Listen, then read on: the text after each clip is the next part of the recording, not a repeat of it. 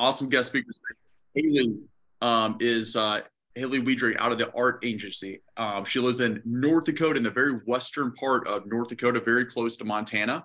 And yeah, she lives out there. And she's been here close to a year and a half, right, since 2021, July. So coming up right on a year and a half in her career. So very new in the business still. And her first year, guys, this is very powerful. She was number 74 in the entire, not the entire, number 74 rookie in the history of Family Heritage. She sold right at 300,000 of premium in her first 12 months here. That's powerful. She's going down in the record books as number 74 rookie of all time. That's somebody that you definitely want to learn from, right at 300K premium written. She's had over 600,000 in team sales. She is an I Dare You winner from last year.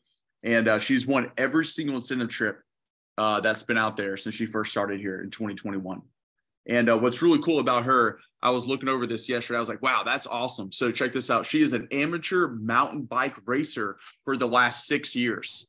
And she is currently ranked number 3 in all of North Dakota for 3 straight years in her age bracket, ranked number 3 in all of North Dakota. And that's a big thing up there, mountain bike racing. That's pretty cool. That's pretty hardcore.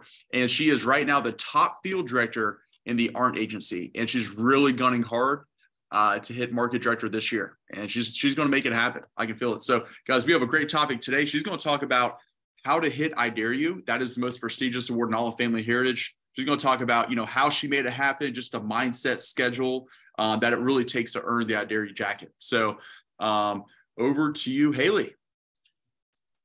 All right. Thank you. Will you let me know, can you still see me here? Yes, ma'am. Okay. Perfect. Well, thank you. Very nice intro. Not to brag too much about being number 3 in North Dakota, because the western side of North Dakota are the only people that have mountain bike trails, but still pretty cool. So a little bit about me and what brought me here. I graduated college with a technical degree in human services.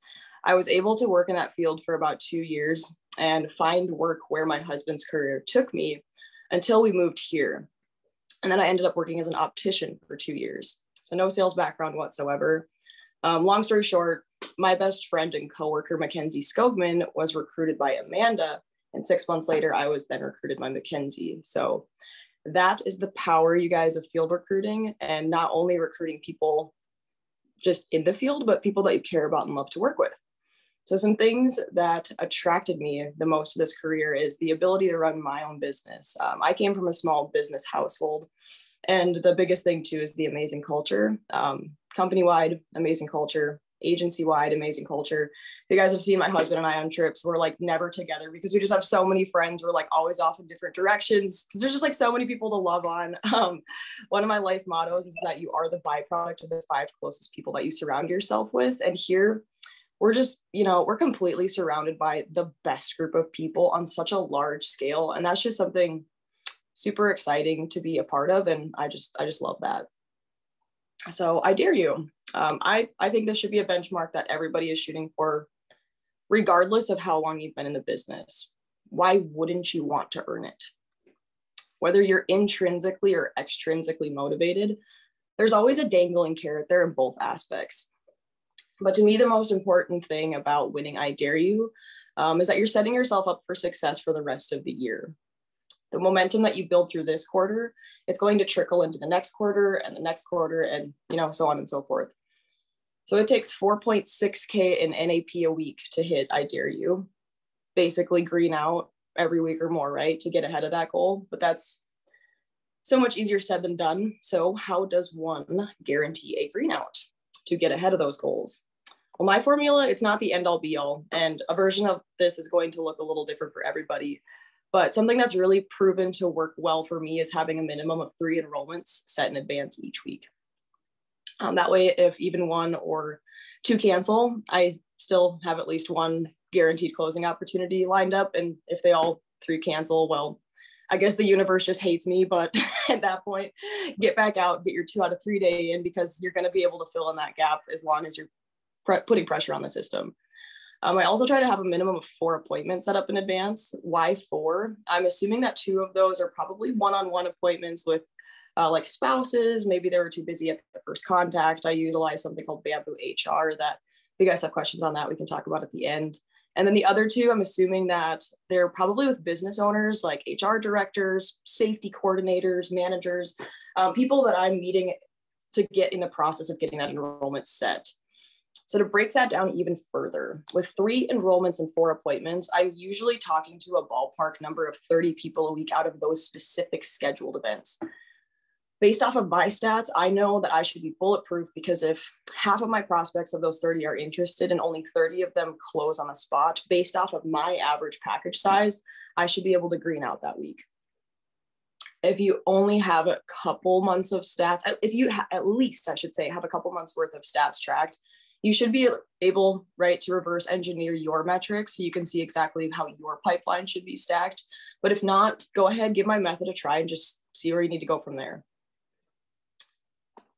So that's my little technical tidbit, I guess. The mindset piece, this is really what I'm most passionate about and one of my favorite things to speak on because it's essentially my biggest takeaway from 2022. And I'm talking about abundance mindset. So yeah, out here in the boonies, Western North Dakota, our radius of my turf, in just the art agency alone, there have been 11 agents that have worked in this area. There are still 5 of us actually that are still running a successful business here together. And there are 8 that have had success, but are just no longer here. Does anybody have a guess in the population in our hour radius over here? 7,000 people. 4,000. That's super low. 3,500. I'm going with 40,000. Close. Bingo. Let's go with that. 40. Close that. Close to that. 50. So we've got like 50,000 people over here, right? So does anybody have a guess out of that 40 to 50K population, how much premium we've wrote in the past 3 years? This is the fun one. $1 million. Keep going. 2.1. Keep going. 5. 3 million. Out of 50,000 people in a population, we have roughly wrote 3 million in premium to date. You guys, you can never run out of prospects. You can also never out recruit yourself. So don't let scarcity mindset be the death of your I dare you goal or your year. I'm saying this from experience. So my top 3 tips to prevent that scarcity mindset are: 1, approach every single business you see. 2, understand that people buy from people they like. Therefore, it takes all types. And 3, learn from others and work with those around you. And just hearing your guys' good news today, it sounds like you guys do a really good job of that with all the activities you guys have going on. So I have a couple stories from the past year to share with you guys so you can see exactly where I'm coming from with this. So number 1, hit every business you see. I am still kicking myself for this. I waited over a year to approach a tire shop in a nearby town because it gave me weird vibes. And I'm sure you guys can all relate to how this feels. Finally, I went out with a business partner, and because she was beside me, I'm like, okay, cool, I've got this. She's got my back, I've got her back. Hey, Whit, let's go approach this business because I'm like feeling confident, right? To my astonishment, the business owner already had family heritage coverage.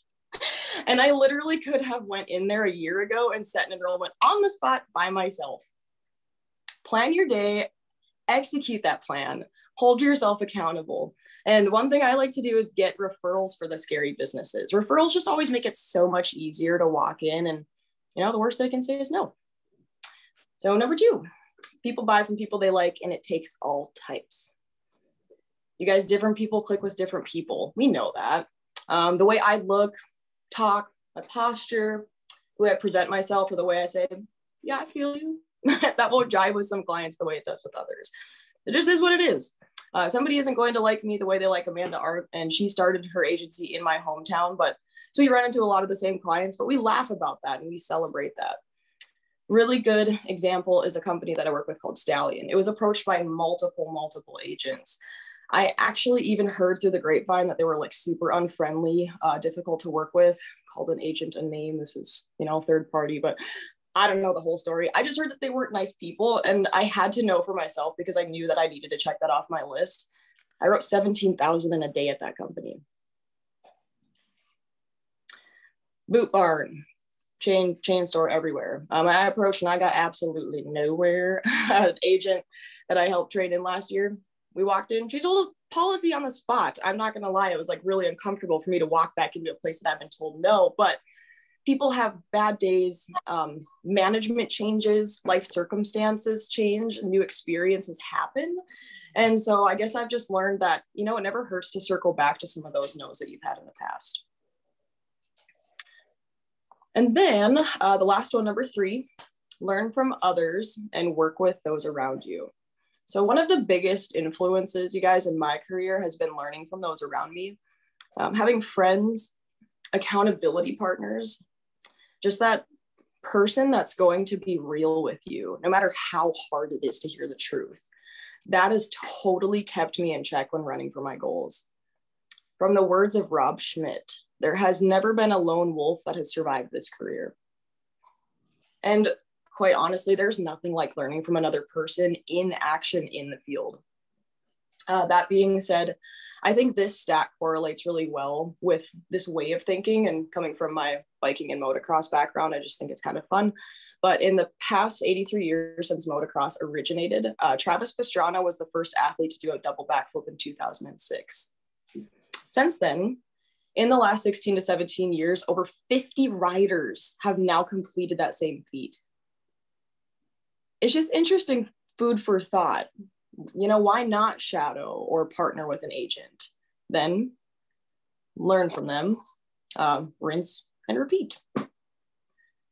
There's obviously a lot of different aspects that go into getting ahead of your goals and, you know, properly executing a filled pipeline to achieve I Dare You.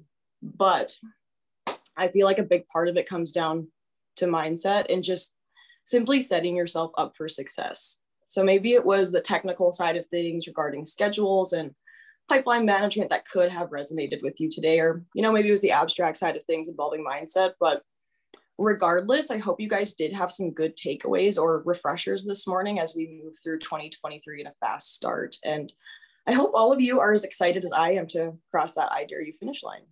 So as Amanda Arndt always says, head down, heart right. Don't compare yourself to anyone but yourself, and push in all the chips.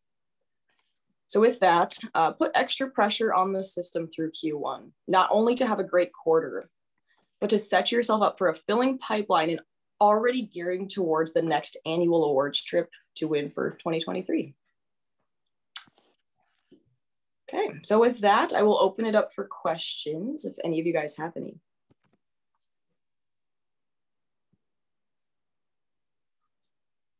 What's some of your best practices? First off, thank you for coming on here, Haley. Great listening to you. What are some of your best practices for your 1,000-foot view when you're trying to get that enrollment statement, if you're not doing a full like sit down with the HR boss, or to get that buy-in, you know, because they have seen so many agents, you know, we are building rapport, getting that likability as well, you know, because we're not pressured, we're not selling, we're showing.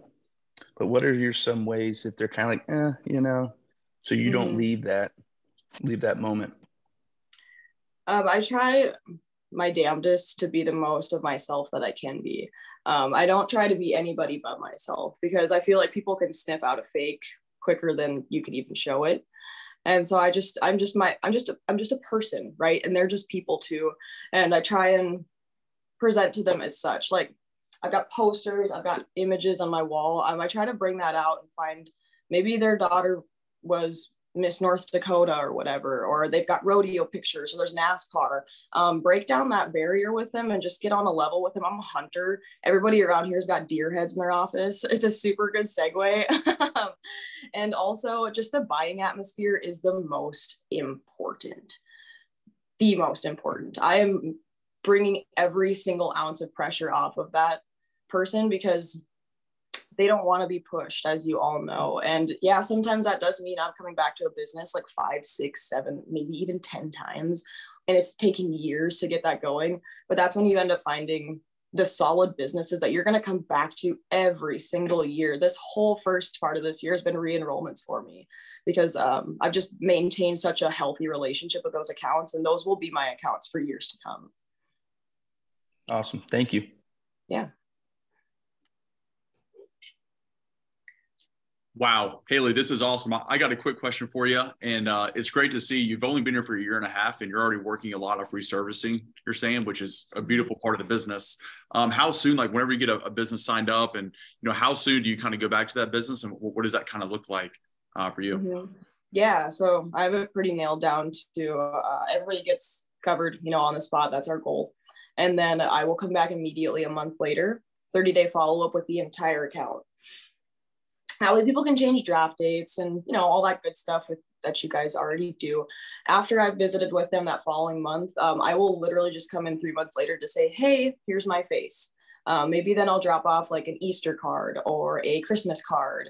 And then at that point, especially during the holidays, I like to give like a Yeti cup with my agent name and phone number on there. So it's like, hey, that's Haley Weidrich, and look at this nice little cup that I have. And it's just always this constant reminder. So there's like multiple little, I guess, retention points that I'm putting in there. I'd say probably I'm going back every 3 months and trying to get that follow-up enrollment set at least 2 months in advance, because things change, safety meetings fall through the crack or whatever happens. But that way I know that I can get that business in the time frame that I need it to keep my percentage of growth up. So, yeah. Holy smokes. You take extremely good care of your clients. Like, that is awesome. There's no way any other company would ever walk into my accounts and they wouldn't be like, I work with Haley. And same with the business partners that I have working around the western part of North Dakota. Yeah. Yeah, you destroy Aflac. They don't give them Yeti cups. Holy smoke. That is awesome. It's a $10 cup. Wow, this is gold.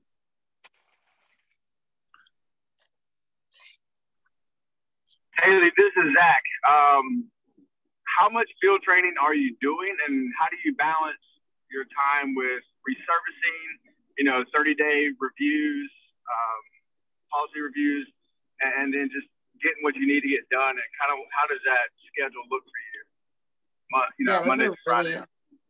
Really great question, Zach. So this was something that was kind of tough for me to get a hold on my first year. And now I've had kind of a half year to figure that out, being in a year and a half. But anyway, I am now structuring my recruiting so that I'm only recruiting 1 to 2 people in Q1. I pride myself on winning trips. That's like my thing. So Q1, I'm going to focus more on my sales, my reservicing, that sort of thing, and then have only 2 weeks, maybe in the field training. Now Q2, I'm like 5 to 6 weeks, maybe even more out training other agents away from my turf. But then I'm coming back and I'm actively on my phone doing my own thing at the exact same time that I'm training. I'll scale back a little bit in Q3 just so I can, get that trip, get my sales up, potentially reach for another goal. And then Q4, I'm ramping that back up again. But I'm having these recruiting conversations like months in advance. You just never know when a person's going to fall in your pipeline, if it's going to work out in the right time frame. But I think just having an open line of communication and having really clear expectations of what needs to be done with that recruit will empower them so that they can fall in your pipeline at the right time.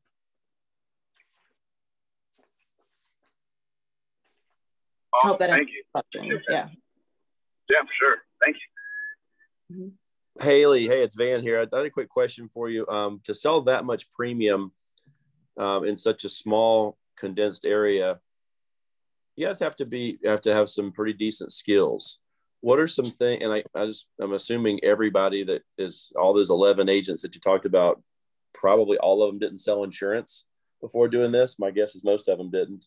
Probably a bunch of them weren't even in sales. But what are some specific things that you and your other agents there have done to increase your skill level, to increase your closing percentage, to get the max out of the time that you do have in the field and the max out of your territories, so you can have that awesome abundance mentality? Mm-hmm. Probably just the last portion of what I was talking about is really just learning from each other, linking arms and seeing how other people operate. I probably shadowed like 7 different people in my first few months. I'm the type that I'm kind of a fact finder. Like, I got to see it before I can do it. I can't just like quick start, let's go and let's try and see what works. But I think that's a little different for everybody. If you are the type that you just want to get out there, do it, see what kind of works, and sharpen that skill 100%. But a lot of us around here really lean on each other in the fact that we haven't came from sales. And so having that accountability partner and outside coaching, outside sourcing, and constantly listening to, because we're driving a lot too. So we're listening to podcasts, we're listening to books on Audible, and like constantly feeding our brains with things that are going to help us succeed. So those 7 people that you say you followed, were they all like right there, within half an hour of you, or did you put in a lot of effort to get in front of them? A couple of them I did have to go out of state for, but I have family in the states around me, so it worked out nicely, but definitely put in some miles to get there. Thank you. Mm-hmm. Rylan here. Great. Thanks for being on here and sharing. It's really great content. Real quick, you seem really sharp with your organization. What does that look like for you? What are some tools you use to keep yourself, pretty streamlined and automated so you can move the needle as well as you have? It's so funny you say that because I'm like the most unorganized person. This is my calendar. I have been an Android girl forever and can't figure out how to get onto like an automated calendar, but yeah. Organization is enrollments are orange, appointments are pink, and to-do list is green. Sorry, I don't have a better answer for you than that. No, that's solid. If it works, it works. Yep, if it works for you, it works for you, right?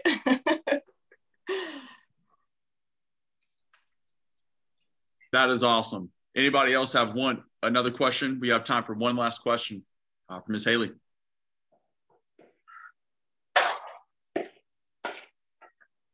All right, going once, going twice. Boom. Kyle, let me jump back in one last second. Haley, the buying atmosphere. Can you speak to the distance that you drive from your house to a turf, and when you're working 2, 3, 4 hours away from home, how that changes your buying atmosphere from maybe working in your own hometown? Yeah. Another thought-provoking question. Well, I wouldn't say that I changed too much. I'm always a business owner when I walk in. Hey, I'm Haley. I work with the local business here in town. I'm just trying to make myself as local as possible, I guess. Buying atmosphere-wise, if I'm going to need to come back like 5 or 6 times like I would, which is super easy in your hometown versus somewhere that's like 2 hours away. I just make sure, like, if I'm going to leave, I'm always getting an appointment on the books. Yeah, I'll take that pressure off. If they want to see me again, no sweat, totally fine. I always do that, but I need a date and time to come back to. So I'm going to keep the pressure off just like I would with my home turf. But if I throw the ball in their court and say, yeah, call me when you're ready, that is never going to happen. So I'm just making sure to safeguard myself and having like an immediate place and time where I can come back to them. I always send out appointment reminder texts the day before. If anybody has an automated system that they use, like hairdressers that they really like, that would be awesome, because I hate sending out the text manually, but I do that. I also do a week before reminder. So it's just kind of like safeguarding your pipeline and knowing that you are driving there for a purpose, and you're not going to show up and be like, great, drove 2 hours for nothing. You know what I mean? Boom. Awesome. Thank you. Heck yeah, Haley. You absolutely crushed it today. Wow. I got so many pages of notes here. This was awesome. And thank you so much for your time, Haley. I'm excited. A lot of us will see you hopefully next week and go to Puerto Rico. And yeah, thank you so much. And you guys, this was 7 a.m. her time. She's an hour behind us. So she was up super early. It's still probably dark out there in North Dakota. And yeah, so guys, really let's give Haley a round of applause. She crushed it today. There we go. Awesome. Thank you. Thank you, Haley. Of course. Thank you guys for having me.